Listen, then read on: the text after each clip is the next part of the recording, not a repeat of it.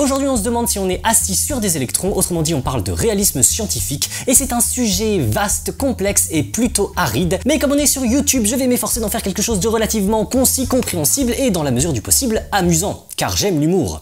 Et réussir une telle chose est une sacrée gageure. Tu sais qu'on dit pas gageur mais gageure. Sérieux, on dit gageure? Bah oui, et on dit pas etc mais etc. Oh putain.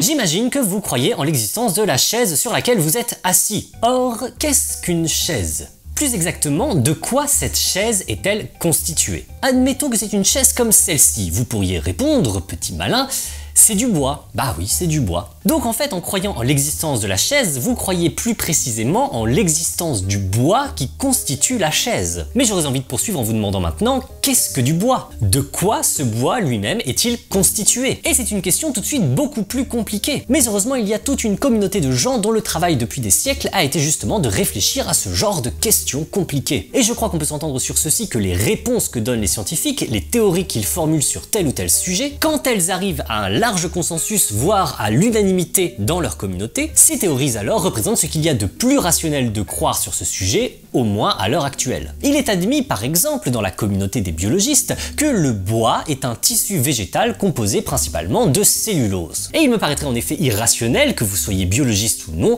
de ne pas vous fier aux biologistes sur ce point. Et donc en croyant en l'existence du bois qui constitue cette chaise et en vous fiant aux biologistes, vous devriez croire aussi en l'existence de la cellulose qui, selon les biologistes, entre dans la constitution de ce bois. Mais on pourra évidemment poursuivre ainsi. Qu'est-ce que la cellulose? De quoi la cellulose est-elle elle-même constituée? Cette fois, ce sera aux chimistes de répondre que la cellulose est un composé organique à base de carbone, d'oxygène et d'hydrogène arrangé de telle et telle façon. Et donc, vous fiant aux chimistes et croyant en l'existence du cellulose qui constitue le bois qui constitue la chaise, vous devriez croire aussi en l'existence du carbone, de l'oxygène et de l'hydrogène qui constituent la cellulose. Mais qu'est-ce que l'hydrogène? Vous aurez compris qu'il n'y aura pas de raison de s'arrêter avant d'être arrivé aux constituants les plus fondamentaux que la science soit actuellement arrivée à identifier. Et dans cette plongée vertigineuse, ce sont évidemment les physiciens qui auront le dernier mot. Ils nous diront que selon le modèle standard, les constituants les plus fondamentaux de la matière sont ces particules élémentaires et voilà tout. Ces particules, dont des électrons par exemple, constituent donc notamment les atomes d'hydrogène, d'oxygène et de carbone qui constituent la cellulose, qui constituent le bois, qui constituent cette chaise. Bon, mais le réalisme scientifique dans tout ça, me direz-vous? Dire qu'il est rationnel de croire que nos meilleures théories scientifiques sont au moins approximativement vraies, au sens où ce qu'elles disent correspond au moins approximativement à la réalité, c'est adopter une attitude réaliste vis-à-vis des sciences. Voilà ce qu'est le réalisme scientifique, c'est cette attitude.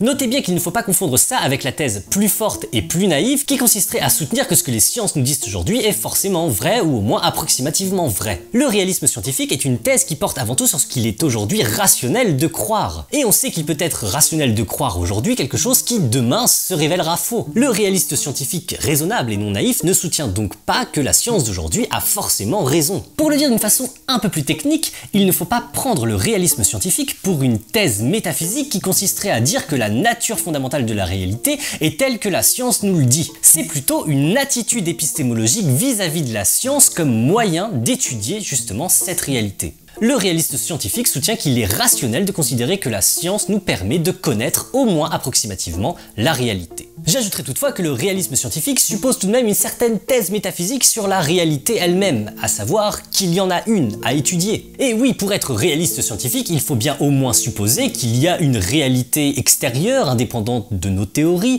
qui a existé sans nous et continuera d'exister sans nous, et qui fournit précisément l'objet d'étude des sciences. On peut appeler cette thèse réalisme tout court ou réalisme métaphysique. Et si le nom est effrayant, ne vous laissez pas effrayer pour autant, car rien n'est plus banal, rien n'est plus communément admis que ce réalisme métaphysique. Croire en l'existence de la chaise sur laquelle vous êtes assis, c'est déjà assumer un réalisme métaphysique, puisque c'est croire en un monde extérieur sur une partie duquel vous êtes justement assis. Le réalisme scientifique suppose donc un réalisme métaphysique, mais il ne faut pas confondre ces deux formes de réalisme. Et en fait, ce que j'ai voulu montrer avec l'exemple de la chaise et de sa composition, c'est que si vous êtes réaliste à l'égard de la chaise justement, si vous êtes réaliste métaphysique donc, et si vous vous fiez un minimum à la rationalité de la démarche scientifique pour justement étudier cette réalité, alors il semble que vous devriez aussi assumer un réalisme scientifique. Il devrait vous paraître rationnel aujourd'hui de croire en l'existence de ces particules, ou tout au moins de choses qui y ressemblent, puisque la meilleure théorie scientifique dont nous disposions aujourd'hui pour expliquer de quoi cette chaise est constituée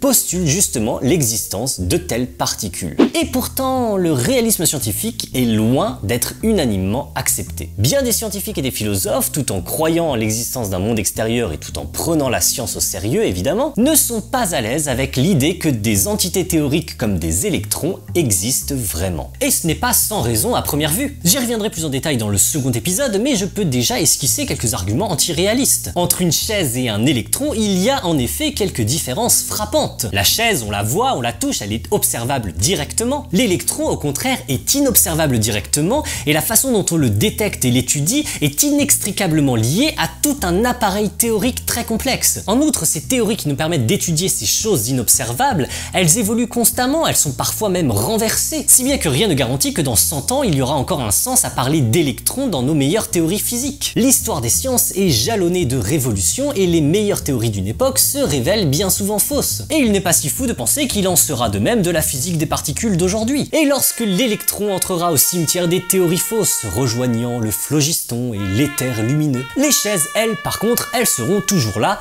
quoi que dise la physique du futur. Enfin, dernière raison et non des moindres, le comportement des chaises n'est pas mystérieux. Elles se tiennent bien tranquilles dans l'espace, à un seul endroit à la fois, elles ne font rien de trop bizarre lorsqu'on les jette sur un mur. Bref, on les comprend, les chaises, elles nous sont familières. Tandis que le comportement des particules élémentaires nous paraît aujourd'hui très bizarre et mystérieux. Et je ne vais pas m'étendre sur le sujet car d'autres l'ont fait bien mieux que moi, vous pouvez aller voir ces vidéos pour vous en convaincre. Les objets quantiques, ils peuvent être dans plusieurs états à la fois. Ça veut dire par exemple qu'un électron peut être à la fois ici et là. C'est bizarre, non ?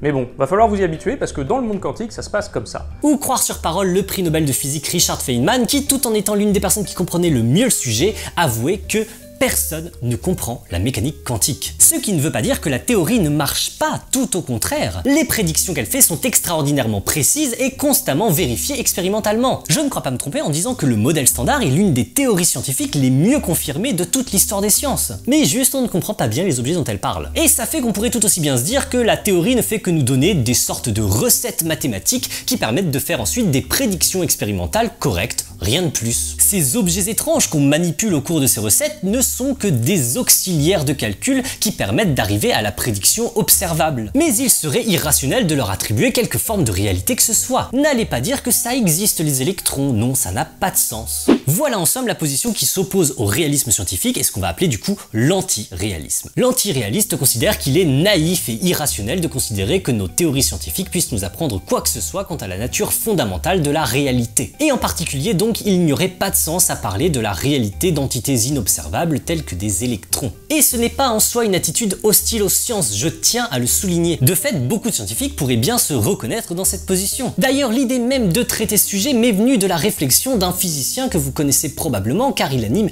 l'une des meilleures chaînes de vulgarisation francophone sur YouTube, David Louapre de Science Étonnante. Dans ce tweet qui a suscité toute une discussion, il revendiquait sans embâche un anti-réalisme instrumentaliste, c'est-à-dire en gros assez proche de ce que j'ai énoncé précédemment. Mais je suppose que David par ailleurs reste métaphysiquement réaliste. Il ne dira pas qu'il n'y a pas de sens à parler de la réalité de cette chaise. Par contre, il n'y a pas de sens à parler de la réalité des électrons. Vous êtes assis sur une chaise, sur du bois, sur de la cellulose, ça ok, mais sur des électrons, certainement pas. De fait, presque personne ne nie sérieusement le réalisme métaphysique. Donc la plupart des antiréalistes ne sont antiréalistes que dans ce sens-là. C'est toujours de l'antiréalisme assez localisé sur un certain type de connaissances scientifiques. Et avant d'aller plus loin dans le prochain épisode, je tiens à souligner à quel point ce positionnement antiréaliste scientifique mais réaliste métaphysique d'autre part me paraît problématique. Pour le dire de façon métaphorique et un peu triviale, c'est comme reconnaître l'existence d'une pyramide tout en refusant d'admettre l'existence de ses briques. Pas de pierre,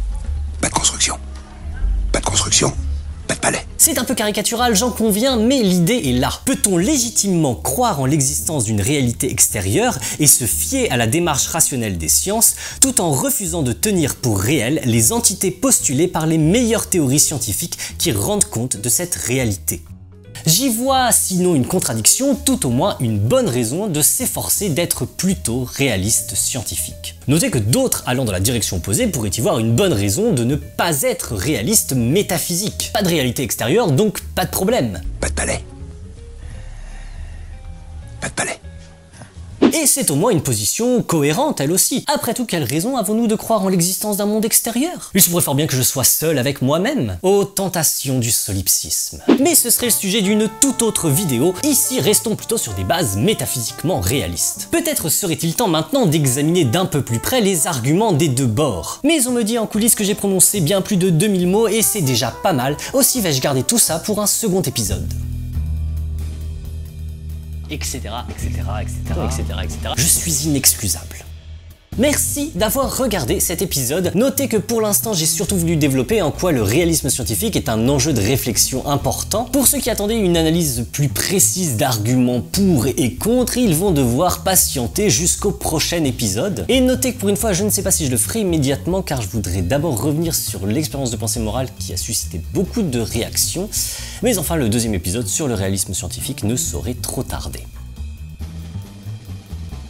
Si vous voulez une entrée en matière et un guide dans la réflexion sur le sujet, il y a les entrées de l'encyclopédie philosophique, qui est une encyclopédie de philosophie en ligne en français et avec des articles de très bonne qualité. J'en ai d'ailleurs écrit un si vous voulez vous amuser à le trouver. Et donc dans cette encyclopédie, il y a deux articles sur le réalisme scientifique, un de niveau grand public et un plus long de niveau académique, mais franchement le niveau reste tout à fait accessible.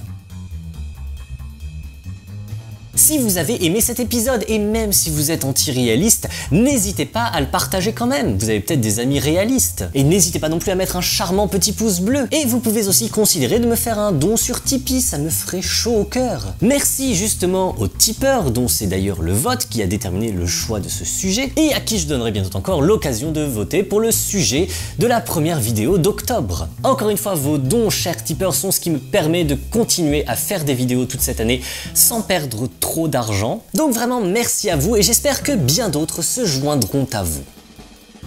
Sur ce, portez-vous bien mes amis et soyez au moins métaphysiquement réalistes. Ou ne le soyez pas et étonnez-vous de l'obsédante régularité de cette illusion perpétuelle dans laquelle vous nagez. C'est comme vous voulez.